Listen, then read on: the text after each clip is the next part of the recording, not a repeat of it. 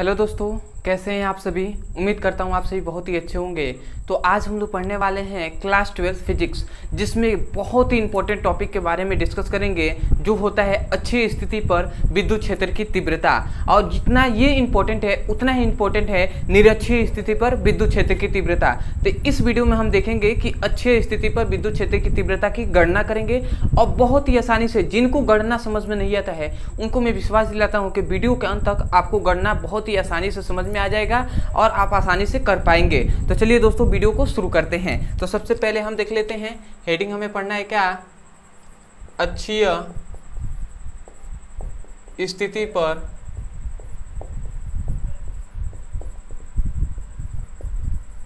विद्युत क्षेत्र की तीव्रता। मतलब विद्युत द्विध्रुव के कारण अच्छी स्थिति पर विद्युत क्षेत्र की तीव्रता की हम गणना करेंगे और बहुत ही आसानी से आपको समझ में आएगा। ठीक है, तो सबसे पहले दोस्तों आपको ये याद होना चाहिए, दो तीन बातें आपको सबसे पहले याद होनी चाहिए। जो फॉर्मूला है मैं यहाँ पे लिख दे रहा हूँ। सबसे पहला आपको फॉर्मूला याद होना चाहिए विद्युत द्विध्रुव आघूर्ण का, जिसे हम P से दर्शाते हैं। तो P इक्वल टू क्या होता है, 2QL होता है। तो ये फॉर्मूले आपको याद होना चाहिए। दूसरा फॉर्मूला आपको याद होना चाहिए कि जो विद्युत क्षेत्र की तीव्रता का फॉर्मूला याद होना चाहिए, E इक्वल टू 1/4πε0 Q/r²। तो ये दो फॉर्मूले आपको याद होने ही चाहिए, तभी आप इसका अच्छे से डेरिवेशन कर पाएंगे। तो चलिए दोस्तों, अब हम शुरू करते हैं। तो सबसे पहले हम फिगर बनाते हैं। ठीक है, तो इसमें याद रखेंगे दोस्तों, इसमें दो हम पॉइंट्स लेते हैं, दो पॉइंट्स लेते हैं। एक होता है A और एक होता है B। समझिएगा, एक A है और एक B है। A बिंदु पर हम धनात्मक आवेश लेते हैं और B बिंदु पर ऋणात्मक आवेश लेते हैं। ठीक है, आप कोई भी आवेश ले सकते हैं, इधर ऋणात्मक इधर धनात्मक, कोई दिक्कत नहीं है। ठीक है, और इन दोनों आवेशों को, इन दोनों बिंदुओं को हम मिला देते हैं, इन दोनों आवेशों को। और याद रखेंगे इन दोनों आवेशों के जो बीच की दूरी है वो 2L है। ठीक है, इन दोनों आवेशों की जो बीच की दूरी है वो 2L है। ठीक है, सबसे पहले हम क्या लिए, दो बिंदु लिए। A बिंदु पर प्लस Q आवेश, B बिंदु पर माइनस Q आवेश लिए, और इन दोनों आवेशों के बीच की दूरी क्या है, 2L है। अब इन दोनों आवेशों के बीच में एक हम बिंदु लेते हैं O, और ये O क्या है, उदासीन बिंदु है। उदासीन बिंदु का मतलब होता है इस बिंदु पर आवेश का मान 0 होता है, और उसे ही हम उदासीन बिंदु कहते हैं। ठीक है, तो ये समझ में आ गया। अब ध्यान दीजिएगा, ये इन दोनों का मध्य बिंदु है। तो मध्य बिंदु है तो ये 2L है पूरा दूरी, तो ये मध्य बिंदु है, तो इसका मतलब ये क्या हो जाएगा, L दूरी हो जाएगा, और ये L हो जाएगा। ये बात तो आप समझ रहे होंगे। अब आप समझिएगा, अब याद रखिएगा अक्षीय स्थिति। तो अक्षीय स्थिति किसे कहते हैं, तो याद रखेंगे दोस्तों, दोनों आवेशों से होकर जाने वाली जो रेखा होती है, जो अक्ष होती है, उसे हम अक्षीय स्थिति कहते हैं। और कहा जा रहा है कि अक्षीय स्थिति पर विद्युत क्षेत्र की तीव्रता, तो इसी अक्ष पे हमें विद्युत क्षेत्र की तीव्रता की गणना करना है। तो मान लेते हैं ये अक्ष है, तो इस अक्ष के हम मान लेते हैं एक बिंदु हमने ले लिया P, और इसी बिंदु P पर हम विद्युत क्षेत्र की तीव्रता की गणना करेंगे। तो याद रखेंगे जो बिंदु P है, यहाँ पर हम एक ले लेते हैं एकांक धन आवेश, एकांक धन आवेश ले लेते हैं। तो मान लेते हैं हमने ले लिया यहाँ पे एकांक धन आवेश। ठीक है, समझिएगा।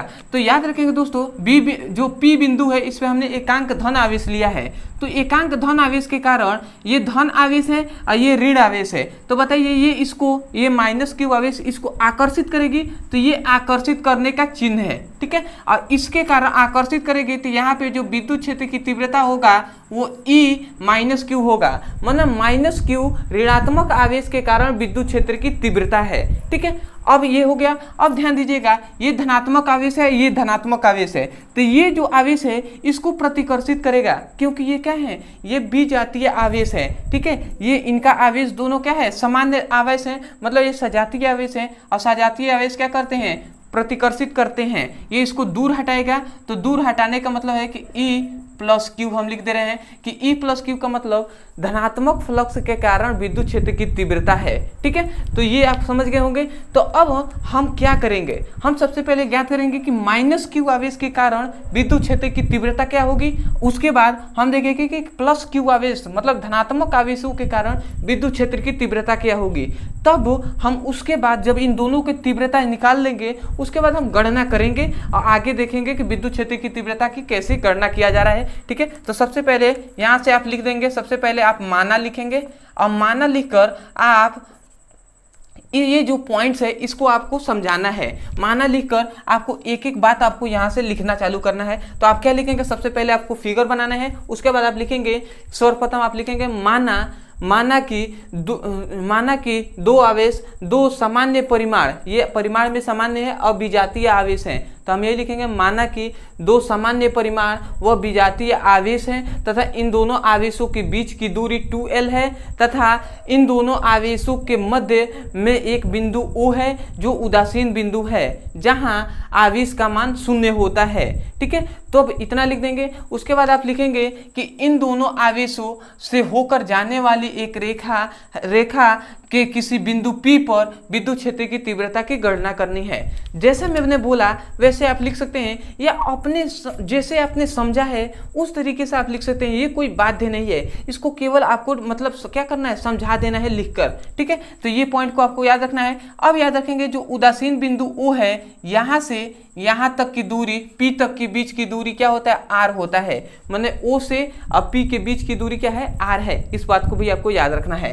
तो अब आप लिखते हैं माना। ठीक है, तो माना कि आपको ये लिख लेंगे। उसके बाद आप लिखेंगे ये माना कि आप लिख लेंगे। उसके बाद अब हम गणना लिखेंगे। नीचे आप लिखिएगा गणना, और गणना लिखकर यहाँ से जो लिखवाया जा रहा है उसे आप समझिएगा। तो सबसे पहले हम -q पर विद्युत क्षेत्र की तीव्रता लिखेंगे, गणना करेंगे। तो हम लिख रहे हैं -q आवेश के कारण विद्युत क्षेत्र की तीव्रता, -q आवेश के कारण विद्युत क्षेत्र की तीव्रता। तो हम जानते हैं क्या होता है, या लिखेंगे यही लिखेंगे ना, -q आवेश के कारण विद्युत क्षेत्र की तीव्रता। और तीव्रता का हम फॉर्मूला जानते हैं, E = 1/4πε0 q/r²। तो हम भी यहाँ पे लिख देंगे 1/4πε0 q/r²। तो r क्या है, यहाँ पे दूरी है। तो बताइए यहाँ से यहाँ तक के बीच की दूरी क्या होगा, यहीं पे ना इस बिंदु पर विद्युत क्षेत्र की तीव्रता की गणना करना है। तो यहाँ से यहाँ तक की दूरी क्या होगा, तो हम यहाँ से यहाँ तक की दूरी तो नहीं जानते, परंतु यहाँ से यहाँ तक की दूरी है r। यहाँ से यहाँ तक की दूरी है r। तो यदि r में से हम l को घटा देंगे, मतलब इतना में से इतना घटा देंगे तो इतना मान निकल जाएगा। तो इसका मतलब ये क्या हो गया, ये जो है r - l कर देंगे तो क्या हो जाएगा, इतने दूरी निकल जाएगा। इतने में से इतना को हटा दिए तो इतना मिलेगा। तो r - l कर देंगे तो हम लिख देंगे r - l, और यहाँ पे होल स्क्वायर है तो हम होल स्क्वायर दे देंगे और इसे हम समीकरण फर्स्ट मान लेंगे। ठीक है, और दिशा याद रखेंगे, दिशा हम बताएंगे कि किस दिशा में है। तो देख रहे हैं ये P से B की दिशा में है कि नहीं, इस दिशा में, डायरेक्शन इस दिशा में है। तो P से B की दिशा में है तो हम लिख देंगे PB। ठीक है, PB की दिशा में, और इस प्रकार हम दिशा दिखा देंगे। क्योंकि ये क्या होता है, विद्युत क्षेत्र की तीव्रता जो होती है वो सदिश राशि होती है। ठीक है, तो अब ये हम समझ लिए। ये क्या निकला, ये जो आपका निकला है याद रखेंगे, ये -q आवेश के कारण विद्युत क्षेत्र की तीव्रता है। ठीक है, अब हम देखते हैं कि धन आवेश मतलब धनात्मक आवेशों के कारण विद्युत क्षेत्र की तीव्रता क्या होगी। तो मैं यहाँ पे लिख देता हूँ धन आवेश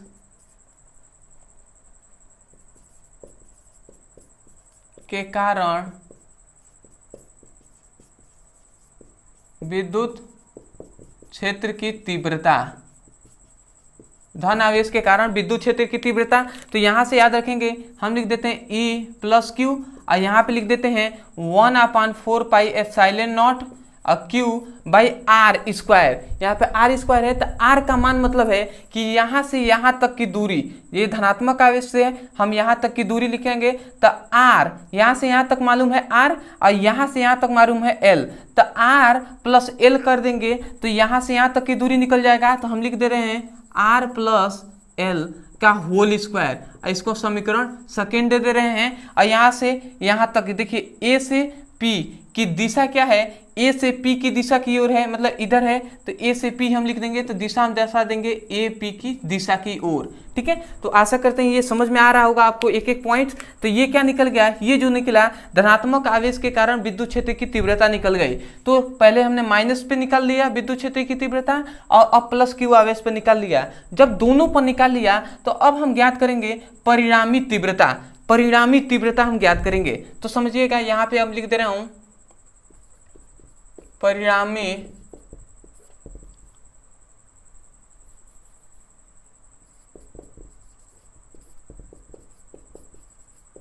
परिणामी तीव्रता।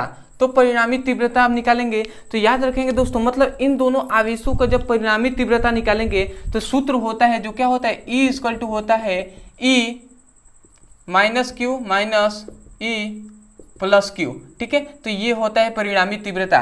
परिणामी तीव्रता का सूत्र यही होता है कि जो अधिक होगा, जो तीव्रता अधिक होगी तो उस तीव्रता में से कम वाली तीव्रता को घटा देंगे। तो आपसे मैं पूछ रहा हूं कि ये माइनस क्यू आवेश वाली तीव्रता अधिक है कि प्लस क्यू आवेश वाली तीव्रता, तो आप क्या कहेंगे, कौन सी तीव्रता सबसे अधिक है? तो याद रखेंगे दोस्तों, जिनका हर में क्या होता है, माइनस होता है, वो क्या होता है, अधिक होता है, और जिनके हर में क्या होता है, धनात्मक होगा, मतलब वो क्या होगा, उनकी जो क्या होगी मान होगा वो कम होगा। तो इसके में माइनस है तो ये बड़ा संख्या है, ये बड़ा है और ये छोटा है, तो बड़े वाले में से छोटे वाले को घटा देंगे। ऐसे भी आप कर सकते हैं, ऐसे भी आप समझ सकते हैं कि मान लेते हैं मैंने मान दे दिया आपसे, मान लेते हैं ये मैंने 8 लिख दिया और मैं लिख दे रहा हूँ यहाँ पे 2 + 2, ऐसे हमने लिख दिया। ठीक है, तो आप इसको अगर आप सॉल्व करते हैं तो ये लिखते हैं 8 और 2 2 क्या हो जाएगा 4, तो 4 दूना 8 हो जाएगा, तो ये 2 बार में चला गया तो इसका मान 2 निकला। अब यहीं पे मैं लिख दूं 8 लिख दे रहा हूं और यहाँ पे मैं लिख दूं 3 - 2 लिख दे रहा हूं, 3 - 2। तो यहाँ से अगर हम भाग देते हैं तो 3 में से 2 घटा देंगे तो 1 गया, तो यहाँ से क्या हो गया 8/1 हो गया, तो 8/1 तो 1 से 8 बार में तो 8 हो गया कि नहीं। तो इसका मान अधिक आ रहा है, जिसका माइनस होगा उसका मान अधिक आएगा और जिसमें प्लस होगा उसका मान क्या होगा, कम हो जाएगा। तो अधिक वाले में से कम वाले को घटा दे रहे हैं तीव्रता में, तभी तीव्रता निकलेगी। ठीक है, और नहीं समझ में आ रहा है तो इतना याद रखेंगे कि ये फॉर्मूला है, ये मान लेंगे एक फॉर्मूला है विद्युत क्षेत्र की तीव्रता का। ठीक है, तो अब मान हम रखते हैं, तो अब हम मान रखेंगे, समझिएगा। अब मान रखते हैं तो E इक्वल टू, पहले इसका मान रखते हैं, तो यहाँ से यहाँ तक का मान हम रखते रहे हैं 1/4 pi epsilon not Q by R minus L का होल स्क्वायर, ये हो गया मान। अब हम इसमें फिर से माइनस देंगे, माइनस है तो ठीक है, और उसके बाद फिर से इसका मान रखेंगे 1/4 pi epsilon not Q by R plus L का होल स्क्वायर। ठीक है, तो ये हमने मान रख दिया। अब यहाँ से जो पॉइंट्स कॉमन है उसको हम कॉमन कर लेंगे। तो यहाँ से देखिए 1/4 पाई एप्सिलॉन नॉट Q है यहाँ पे भी, और यहाँ पे भी 1/4 पाई एप्सिलॉन नॉट Q है। जब दोनों में Q कॉमन है तो इनको हम कॉमन कर लेते हैं, जितने कॉमन वाले हैं, तो 1/4 pi epsilon not into Q, ये सामान्य है, कॉमन है, तो इनको हमने कॉमन कर लिए दोनों में से। तो अब यहाँ से जब इतना निकल गया तो यहाँ पे क्या बचा 1, और क्या बचा 1/R माइनस L का होल स्क्वायर बचा ना। और यहाँ पे भी जब ये सब निकल गया तो यहाँ से क्या बचा, यहाँ से भी बचा 1/R प्लस L का होल स्क्वायर, यही बचा कि नहीं, बिल्कुल यही बचा। ठीक है, अब ध्यान दीजिएगा E इक्वल टू, अब ये Q इसमें गुणा हो जाएगा 1 में, तक Q/4 पाई एप्सिलॉन नॉट हो जाएगा। और यहाँ से ध्यान दीजिएगा, जब इन दोनों का एलसीएम लेंगे तो क्या हो जाएगा R plus R minus L का होल स्क्वायर और R प्लस L का होल स्क्वायर। हम ऐसे एलसीएम ले सकते हैं, मैंने डायरेक्ट एलसीएम नहीं लिया, पहले हमने इसको गुणा करा दिया। ठीक है, अब यहाँ पे ध्यान दीजिएगा, इसके हम भाग देते हैं, जब इन दोनों में भाग देंगे तो इससे ये कट जाएगा, तो ये बचा, ये क्या होगा 1 में गुणा होगा, तो इसमें 1 में गुणा करेंगे तो ये क्या हो जाएगा R प्लस L का होल स्क्वायर ही होगा कि नहीं। और जब इसमें अब माइनस का हम चिन्ह दे देते हैं, माइनस है तो अब इसमें से ये जब भाग दिया जाएगा तो ये कैंसिल हो जाएगा, ये बचा, तो ये क्या करेगा 1 में गुणा कराएगा, तो यहाँ से क्या बच गया R माइनस L का होल स्क्वायर। ये मिला कि नहीं, बिल्कुल हमें यही मिला। अब ध्यान दीजिएगा, थोड़ा सा बात को ध्यान दीजिएगा। अब ये फॉर्मूला होता है, दो यहाँ पे फॉर्मूला होता है। सबसे पहले एक फॉर्मूला होता है A प्लस बी का whole square minus A minus B का होल स्क्वायर इक्वल टू होता है 4AB, ये फॉर्मूला होता है, इसे आप गणित में याद रखेंगे ये फॉर्मूले का। ठीक है, A प्लस बी के whole square minus A minus B के होल स्क्वायर इक्वल टू होता है 4AB। वहाँ पे A की जगह पे आप ध्यान दीजिएगा तो यहाँ पे R है और B की जगह पर L है। ठीक है, तो यहाँ पे देख लीजिएगा मतलब इसको हम a मानते हैं, इसको b, तो a प्लस बी के whole square minus a minus B के whole square equal to 4ab है। तो यहाँ से हम इतने के जगह पर इतना मान रख सकते हैं ना, तो a के जगह पर r है तो हम लिख सकते हैं 4, a के जगह पे r है तो हम लिख दे रहे हैं r, और b के जगह पर l है तो हम लिख देते हैं l। ठीक है, तो 4rl हम लिख सकते हैं। तो ये फॉर्मूले से हमने लिख दिया, तो हम फॉर्मूले से यहाँ पे लिख देंगे, समझिएगा। ये हम फॉर्मूले से लिख दे रहे हैं यहाँ पे q 4 पाई एप्सिलॉन नॉट, और यहाँ से हम फॉर्मूले लिख दे रहे हैं 4rl। ये फॉर्मूले से हमने लिख दिया। अब यहाँ से याद रखेंगे, जब इन दोनों का गुणा कराएंगे, तो हम ये फॉर्मूला, ये क्या आ जाएगा, यहाँ से आ जाएगा r square minus L square के पावर होल स्क्वायर, ये आ जाएगा। ये कैसे आया तो ध्यान दीजिएगा, एक फॉर्मूला होता है a माइनस बी के whole square, sorry a plus B का whole square, a plus b into a minus b equal to होता है a square minus b square. ये फॉर्मूला होता है, समझिएगा। a plus b into a minus b equal to होता है a square plus b square, a square minus b square, ये सूत्र होता है। तो यहाँ से ध्यान दीजिएगा, ये ए की जगह पर आर है तो आर माइनस एल, स्क्वायर को भूल जाइए तब तक। देखिए तो आर प्लस एल है और आर माइनस एल, और गुणा में है, यहाँ पे भी गुणा में है। तो हम इतने के जगह पर अगर स्क्वायर छोड़ देते हैं तो इतना लिख सकते हैं कि नहीं, तो इसीलिए लिखा गया है A R square minus L square, तो हमने इतना लिख दिया। और जब होल स्क्वायर, जब इन दोनों पर होल स्क्वायर था तो हमने पोस्ट में करके दोनों पर होल स्क्वायर दे दिया, तो स्क्वायर हमने होल स्क्वायर दे दिया। बात तो समझ रहे हैं ना, तो दोनों बात एक ही है। ठीक है, गणितीय अवधारणा आपको समझना पड़ेगा, गणित तो बेसिक तो आपको जानना ही पड़ेगा इतना। ठीक है, तो यहाँ से हमने ये लिख दिया। अब यहाँ से ध्यान दीजिएगा, यहाँ से q इधर हम गुणा करा देते हैं, तो यहाँ से 1/4 पाई एप्सिलॉन नॉट हमें मिल गया।